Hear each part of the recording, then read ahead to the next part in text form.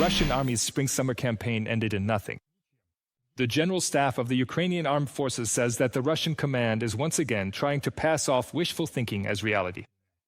Throughout the entire offensive, the Russians failed to capture a single major city. But their losses are counted in the hundreds of thousands. So why does Moscow keep sending its soldiers and equipment to be slaughtered? And why does the Russian General Staff insist that victory is supposedly near, when in reality the front is barely moving? Let's break it down now. At the beginning of August, the Russian General Staff once again promised Putin a quick collapse of Ukraine. They said, give it 2 or 3 months, and the front will fall. Time has passed, but there are still no results. But the Kremlin keeps sending everyone to the front, prisoners, the wounded, and even women. Reports of supposed successes land on the dictator's desk. And that's exactly why, as Reuters writes, Putin sees no reason to end the war. After all, on paper, his army seems to be advancing. Ukrainian soldiers report a very different picture. The General Staff of the Armed Forces of Ukraine stated, yet another grand Russian offensive has ended in nothing.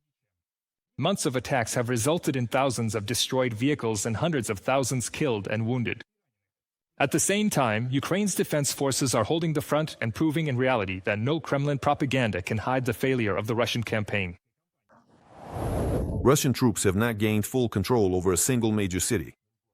Since the beginning of the year, in senseless battles in the Kharkiv, Luhansk, and Donetsk regions, the Russians have lost nearly 210,000 soldiers killed and wounded. 2,174 armored combat vehicles, 1,201 tanks, 7,303 artillery systems, and 157 multiple launch rocket systems have been destroyed or damaged. From a publication by the General Staff of the Armed Forces of Ukraine on Telegram. The failure of the Russian offensive is also being discussed in the West. Military analysts note that the summer campaign has not brought the Kremlin any tangible results. Even during the most intense attacks since last November, the Russians managed to advance only 0.3% of Ukrainian territory. Such astronomical numbers, at the cost of hundreds of thousands killed, are telling. The overall trend is also telling. Since the beginning of 2024, the Russian army has captured less than 1% of Ukrainian land, while losing more than 400,000 people. Russian troops tried to capture Pokrovsk in the Donetsk region, but their August breakthrough ended with the complete destruction or capture of all their units. It's already the 4th summer of the war, and those who believe that the Russian army would soon achieve a decisive victory and that Ukraine's defenses would collapse have been proven wrong. Julian Luck, military analyst for Bild, in an analytical piece for the publication. The situation for Russia is so dire that Chief of the General Staff Valery Gerasimov had to make excuses for the meager advances on the front. This summer, his army failed to capture any significant territory, but he shifted the blame onto the Ukrainian forces. Supposedly, they were holding the front at the cost of enormous losses. The general wisely kept silent about Russia's own losses. Apparently, Gerasimov's original strategy was that the Ukrainian military would simply step aside at the appearance of Russian troops. Nevertheless, he added that the strategic initiative supposedly belongs entirely to the Russian army. An analysis of the state of the Ukrainian forces shows that during the spring-summer period, the enemy focused all its efforts on slowing down our advance while suffering heavy losses. Special attention should be paid to the maps in the background as Gerasimov talks about the supposed Russian victories. On these maps, Kupiansk, Pokrovsk, and Zaragozovo are shown as if they're almost encircled. In reality, not a single OSINT analyst confirms this information. But with reports like these, it's no wonder Putin lives under the illusion of an imminent victory. According to the Institute for the Study of War, Gerasimov consistently credits the Russian army with extra victories. Since the beginning of the year, he has reported about 3,500 square kilometers and nearly 150 settlements. In reality, the numbers are about 1.5 times lower. Defense Minister Andrei Bolisov has chosen the same tactic. In August, he claimed that Russian troops were capturing 600 to 700 kilometers per month. But independent estimates show much more modest figures, about 450 to 500. The goal of all these fabrications is simple: to make Kiev's partners abandon further support for the Ukrainian armed forces. The Kremlin, apparently, is trying to use a large amount of quantitative data to create a false impression of rapid Russian advances on the battlefield. The Kremlin is trying to convince the West that Russia will inevitably achieve its military objectives on the battlefield. Therefore, Ukraine should give in to Russia's demands, and the West, consequently, should stop supporting it. From the report of the Institute for the Study of War. By believing reports of fabricated victories, Putin has no intention of seeking peace. According to analysts, even negotiations and meetings with U.S. President Donald Trump are only a way for him to buy time. The Kremlin is willing to sacrifice old ties in order to stockpile missiles and drones for a new offensive this fall, in October or November 2025. But Washington has no intention of leaving Kiev alone to face the aggressor. The U.S. administration is ramping up its support. As early as this year, Ukraine could receive up to 3,500 missiles and electronic warfare equipment, along with related services, worth $825 million. The decision to approve the deal has already been made by the U.S. Defense Security Cooperation Agency. We are providing the capability for deeper strikes, and it's likely the Ukrainians will use it. In addition to the new American military aid, the PRO program has also come into effect.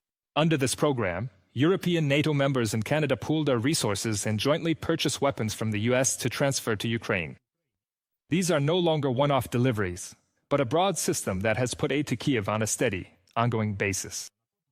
Ukrainian President Volodymyr Zelensky announced that the initiative has raised over $1.5 billion. Kiev expects that, going forward, the program will provide at least $1 billion per month. Essentially, this means that Ukraine is getting a stable defense fund, which will allow it not only to hold the front. We have several questions for the American side. The first question is about the PRO program. We are buying weapons in the United States of America. We have Denmark, Norway, and Sweden contributing $500 million, Germany with $500 million, Canada has made a decision regarding $500 million, and Belgium has confirmed $100 million. We want this channel to work a little faster. That's question number 1. Volodymyr Zelensky, President of Ukraine, at the briefing. While Western partners continue to supply Ukraine with weapons, the country itself is not standing still. Kiev is actively launching new developments. In addition to the drones already known worldwide, the Flamingo cruise missiles have entered mass production. Their range is up to 3,000 kilometers. And this, essentially, changes the strategy of the war. Because now, even the deepest Russian rear can no longer be sure of its safety. NOT. The maximum flight range has been confirmed at 3,000 kilometers. The accuracy of hitting the target at this distance is 14 meters. The maximum speed is 900 kilometers per hour. The cruising speed can vary, and I won't disclose it. The payload capacity is currently 1,150 kilograms. Initially, it was 1,000 kilograms, but then we found a way to increase it a bit. The maximum takeoff weight of the missile is 6 tons. It is launched using solid rocket fuel and then continues with a turbojet engine of our own production, as well as a solid rocket booster, also made by us. Ukrainian weapons manufacturing is a reliable guarantee not only of Ukrainian, but also European independence, as well as European security across the entire continent. Because right now, Ukraine is holding this line and, so to speak, exporting security to other countries that support Ukraine. Russia continues to send its soldiers to slaughter, passing off fantasies as victories. But these Kremlin numbers and maps don't change the main thing. The front is holding, Ukraine is not giving up, and moreover, is getting stronger. Western support is becoming systematic. Kiev is launching its own developments and showing that the country is ready to fight for its independence. After all, for Putin, the war is just reports of supposed successes and the hope of wearing down Ukraine's partners. For Kiev, this is a fight for survival, for its land and its future. And while Russia lives in a world of illusions, Ukraine proves day after day through its actions, it cannot be broken.